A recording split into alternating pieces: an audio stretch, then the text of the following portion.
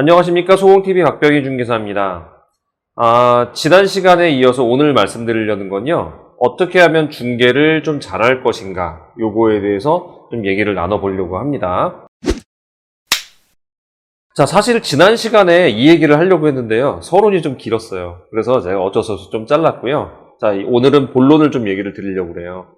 자, 우리가 중개를 잘한다는 것, 그러면 그때 당시는 계약만 잘 쓰는 것, 이런 게 중요한 게 아니라 정말 진심으로 중개하는 걸 잘하려면 우리가 무엇을 해야 되느냐, 무엇을 잘해야 되느냐, 이런 것들을 좀 말씀드리려고 했는데요. 자, 여러분들은 어떤 걸 잘하면 중개를 잘한다고 될까요? 그러니까 예를 들어서 중개 계약서를 잘 쓴다는 것, 물론 그때도 말씀드렸잖아요. 그냥 수단 방법 가리지 않고 막 꼽게 만들어 이러지 마시고, 예, 정말 진심으로 저 사람이 마음에서 우러나와서 계약을 해야지 라는 마음이 들게 하면서, 그러면서 계약을 많이 쓰려면, 그러니까 선의의 경쟁이죠. 예, 그렇게 하면서 계약을 많이 쓰려면 뭘 준비해야 되는지, 예, 뭘 잘해야 될까요? 네, 상담을 잘해야 됩니다. 사실 이 계약이라는 건요, 계약서 작성을 말하는 게 아니에요. 그 사람의 마음과 마음을 읽어서 그 사람들이 원하는 걸 해주는 게 그게 진정한 중개거든요. 근데 그 사람들의 마음을 제대로 헤아리지 못한다면 과연 좋은 중개가 나올 수 있을까요? 예를 들어서 이 사람은 돈은 좀 부족해요. 근데 좀 넓은 집에서 살고 싶어요. 그러면 넓은 집을 원해요. 근데 돈은 없어요. 그러니까 그런 가격은 없어요. 나가세요. 이렇게 해야 되나요? 아니죠. 대출이라는 무기가 있죠. 그러면 넓은 집을 원하는 넓은 집을 마련해주고 그거를 들어갈 수 있는 대출하는 방법, 그 솔루션을 제공을 해주면 되는 거예요. 그게 상담이에요. 손님이 왔을 때 어떤 문제와 어떤 해결해줄 우리 솔루션을 갖고 있어야만 해요. 그래야만 그 사람들에게 맞는 상담을 해줄 수 있게 되고 그 사람들은 그 상담을 통해서 계약에 이를 수 있는 단계가 된다, 이 얘기예요. 그러면 여러분들 어떻게 해야 될까요? 상담 잘해주려면 상담 잘해주려면요, 네, 첫 번째는요, 사람의 마음을 잘 헤아릴 줄 알아야 돼요. 네, 그 사람이 뭐라고 말하는지를 계속 들어줘야 돼요. 계속 듣다 보면요, 그 얘기 제가 옛날에 한 적이 있는데, 나도 내가 뭘 좋아하는지 몰라요. 그런 얘기 했었죠, 옛날에. 여기서 했었나, 다른 채널에 했었는데 제가 기억이 잘 안 나네요. 이런 얘기를 한 적이 있어요. 나도 내가 어떤 여자를 좋아하는지 나의 이상형을 잘 모른다고. 네. 그러니까 이러이러한 사람 좋아. 근데 정작 딴 사람이 그 친구 데려오면, 그런 딱 맞는 친구 데려오면 뭐가 똑같아? 하나도 안 똑같잖아. 이렇게 나온다고요. 사람은요, 자기가 뭘 좋아하는지도 잘 몰라요. 하물며 상대가 뭘 좋아하는지를 알려면 우리가 그 사람과 긴 시간을 대화하면서 쭉 들어봐야 알지 않을까요? 그래서 잘 들어주는 경청이 필요합니다. 그 사람들의 생각을 잘 읽어주는 게 그 심리적으로 그런 능력이 필요한 거죠. 그렇기 때문에 말만 많이 하는 중개사는요, 탈이 납니다. 그 사람들 진짜 뭘 원하는지 모르고 엉뚱한 거 하다가 탈이 나요. 그래서 그거보다는 경청을 하는 게 분명히 중요하고요. 그리고 상담을 하면서 아까 제가 솔루션 얘기를 했어요. 그 사람의 문제를 어떻게 풀어줄 것이냐.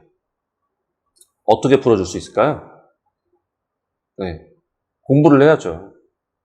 하나도 모르는데 어떻게 풀어줍니까? 세금에 대해서 안다고요? 세금 상담해 준다고요? 근데 선은 정해놓고 하세요. 이거 세금 공부해가지고 나는 세무 쪽 다 알려줄 거야 막 이러면서 하는 분 봤어요. 근데요, 제가 지난번에 한번 또 이 얘기 했었을 거예요. 오늘까지 내가 알던 법이 내일 가면 틀릴 수도 있다, 없다? 틀릴 수도 있다라고요. 법은 계속 바뀌어요. 그리고 중개사 관련 법 중에 제일 자주 바뀌는 게 세법이에요.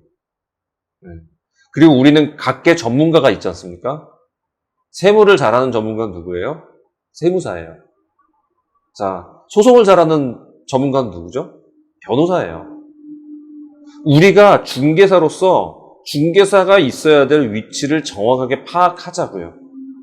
내가 세무를 좀 잘 알아서 세무를 상담한다고 그러면 신고랑 다 해줄 수 있어요? 네. 전 웬만한 거 신고했었어요. 저는 그 신고를 제가 사업에 관한 신고를 하기 위해서 또 자격증 공부도 했었어요. 세무 쪽도. 그런데 신고를 하다 보면은 일이 분산이 돼요. 그래서 결국 어떻게 됐냐? 지금 그냥 맡기고 있어요. 그거 할 시간이 없어요, 제가. 네, 그렇게 된다고요. 그래서 각계의 전문가가 있는 거예요. 그러니까 손님들 중에 자기가 뭐 좀 안답시고 직거래하겠다 해보라고 하세요. 그런 사람들은 안 말려요. 네. 탈이 나도 자기가 책임지는 거예요. 그런데 중개사는 계약을 정말 멋들어지게 쓰는 전문가 아니겠습니까? 그러려면 뭐가 필요해요? 두 사람의 상호작용 중에 갭을 줄여줘서 합치시킬 수 있도록 만들어주는 것. 의사 합치를 이끌어주는 게 바로 중개사가 할 몫이에요. 그게 중개입니다. 그거 아니면 무슨 중개가 있겠어요. 그죠? 그렇기 때문에 여러분들은 그거에 대한 솔루션을 잘 제공할 줄 알아야 되고 그 사람의 문제가 뭔지를 파악하는 능력이 있어야 돼요. 그게 바로 상담인 겁니다. 그러면 상담하는 거 어렵지 않죠. 잘 들어주고 솔루션 제공하면 돼요. 대신 솔루션 제공하려면 뭘 해야 돼요? 공부를 해야 돼요. 내가 많이 알고 있어야 그분들에게 좋은 양질의 해결책을 알려줄 수 있는 거예요. 그럼 여러분 이제 뭐 해야 될까요? 네, 공부해야 됩니다. 그리고 제가 지난번 라이브 방송 때 배우자가 어디까지 자기 계약인가 이 얘기가 한번 나왔었어요. 그래서 그 얘기에 대해서도 한번 이제 이번 라이브 방송 때 한번 얘기를 해드리려고 그래요. 근데 이 부분은 워낙 중개사들만 들어야 되는 거기 때문에 제가 라이브 방송으로만 하겠습니다. 여기다 불특정 다수한테 공개시키지 않고요. 자, 라이브 방송 때 그 얘기를 할 거고요. 중개사분들 반성하셔야 됩니다. 뭐가 문제냐면요. 누가 그랬다더라 그러면 카더라가 그냥 막 돌아서 전부 다 그냥 일반화를 시켜버려요. 그거 되게 잘못된 거예요. 예전에 어떤 예가 있었냐면 우리 부모가 자식한테 증여를 할 때 증여 피하는 방법 중에 차용증 쓸 수 있잖아요. 부모가 자식한테 돈 빌려줄 수 있잖아요. 다시 갚으면 되잖아요. 근데 차용증을 쓰는 거가 증여를 피하지 못한다라는 얘기를 하면서 법이 바뀌었다. 이런 중개사분들이 있었어요. 그렇게 말하는 중개사들이. 그래서 제가 확인해 봤어요. 판례를 확인해 봤어요. 그랬더니 차용증 자체는 다 돼요. 근데 그 내용을 다 읽어봐야 돼요.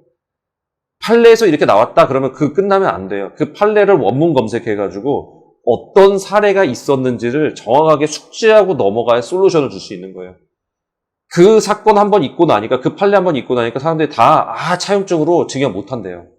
근데 제가 봤어요. 그때 뭐였는지 알아요? 증여에서 차용을 썼는데 언제까지 원금 상환하겠다는 내용이 차용증에 없었기 때문에 이거는 원금을 상환한다고 보지 못한다고 판결하므로 이거는 증여로 보겠다라는 판결이 떨어졌어요. 그 얘기는 뭐예요? 언제까지 상환하는 얘기가 있었다면은 그거는 증여가 아닌 걸로 봐줄 수 있었다란 얘기예요. 그 딱 한 건이 차용증을 증여로 보지 못한 사건으로 기록됐는데 중개사 카더라는 뭐라고 하냐면 차용증 안 된대요. 증여 안 된대요. 못 피한대요. 이렇게 얘기하고 있어요. 중개사분들, 우리 공인중개사입니다. 법적 해석 능력이 우리에겐 있어요. 누가 카더라라는 얘기 갖고 일반화시키지 마세요.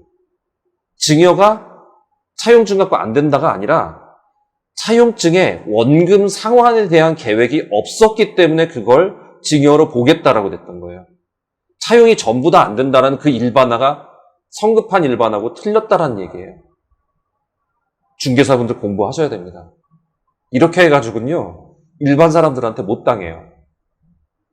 제가 지난번 라이브 때도 이렇게 얘기했어요. 판례 사건 번호 달라고 그랬어요. 근데 제가 찾아봤더니 지금 기자가 하나를 썼더라고요. 기자가 기사를 하나 썼는데 기자가 판례를 기사화로 했다는 얘기는 법에 그동안 법의 판결과 다른 판결을 했다는 좀 이례적인 판결이었기 때문에 기자가 그걸 쓴 거예요. 근데 그 기자도 판례 사건 번호는 기재해 놓지 않았어요. 어쨌든 그 기자가 좀 자세하게 설명을 해놨는데 역시 똑같았어요. 지금 이번에 차용증하고 비슷한 케이스예요. 그래서 여러분들 요거 자세히 알아야 되니까 제가 라이브 방송 때 배우자에 대해서 배우자 어디까지가 자기 계약인지 자기 계약 금지잖아요. 금지 행위잖아요. 그거 어디까지 적용되는지를 다시 한번 그 판례 한번 보면서 알려드리도록 할게요. 자, 그럼 오늘 여기까지 준비했습니다. 자, 소공TV 많이 구독, 좋아요 눌러주시고요. 여러분들께 도움되는 정보 많이 가져오도록 하겠습니다. 자, 오늘 여기까지 함께 해주신 여러분들 감사합니다.